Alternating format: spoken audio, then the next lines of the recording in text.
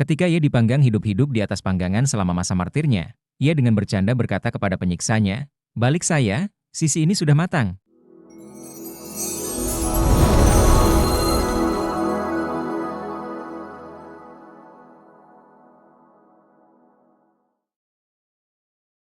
Sepanjang sejarah Katolik, para santo dan santa tidak hanya dikenang karena iman dan pengorbanan mereka, tetapi juga karena menjadi pelindung bagi berbagai hal dalam kehidupan manusia.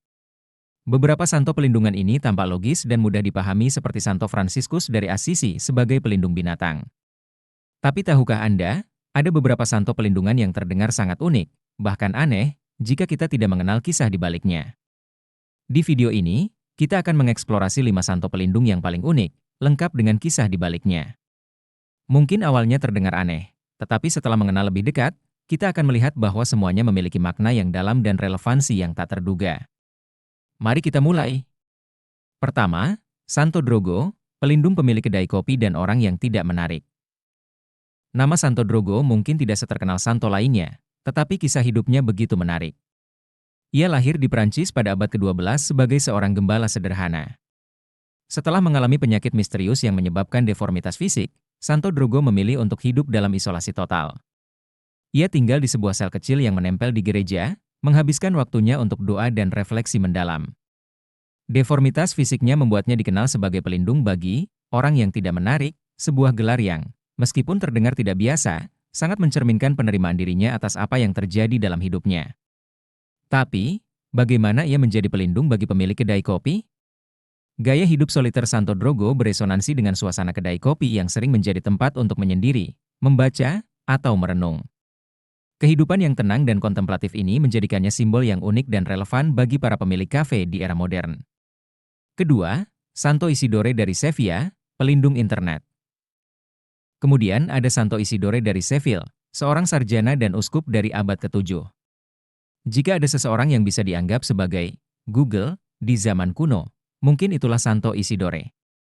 Karyanya yang terkenal, Etymologiae, adalah sebuah ensiklopedia besar yang berisi hampir semua pengetahuan yang diketahui pada masa itu.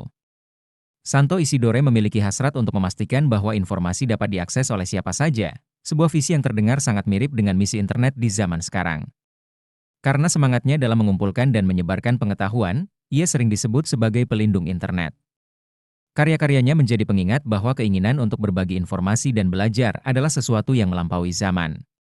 Ketiga, Santo Elmo, pelindung sakit perut dan pelaut. Santo Elmo, atau yang dikenal sebagai Santo Erasmus, adalah seorang uskup dan martir dari abad ketiga.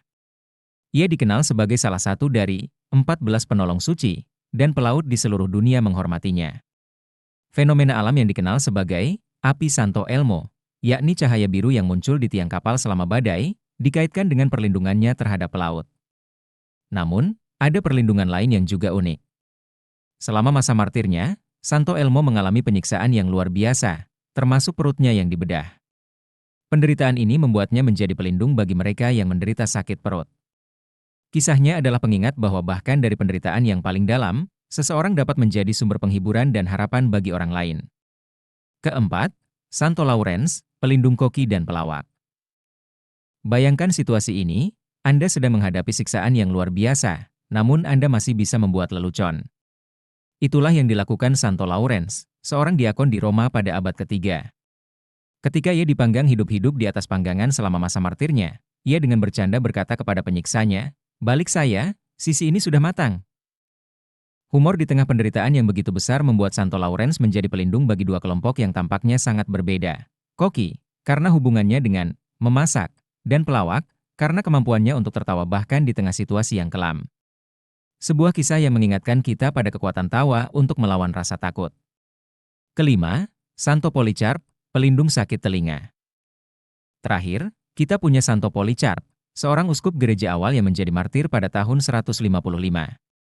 Tidak ada kisah langsung yang menghubungkannya dengan sakit telinga. Namun, tradisi rakyat memainkan peran penting dalam menjadikannya pelindung bagi penderita sakit telinga. Nama, Polycarp, terdengar mirip dengan istilah Yunani tertentu yang berarti banyak buah, dan melalui salah dengar serta budaya populer, ia kemudian diasosiasikan dengan perlindungan ini. Kisah ini menunjukkan bagaimana bahasa dan budaya dapat menciptakan makna baru, bahkan untuk sesuatu yang awalnya tidak terduga. Setiap santo ini memiliki kisah yang unik, dan perlindungan mereka seringkali mencerminkan kehidupan, penderitaan, atau makna yang ditemukan dalam tradisi umat beriman. Dari kehidupan soliter hingga humor di tengah penderitaan, mereka mengingatkan kita bahwa bahkan hal yang paling aneh sekalipun memiliki makna yang mendalam. Jadi, santo pelindung mana yang paling menarik bagi Anda? Beritahu kami di kolom komentar. Dan jangan lupa untuk like, subscribe, serta nyalakan lonceng notifikasi untuk cerita inspiratif lainnya. Sampai jumpa di video berikutnya.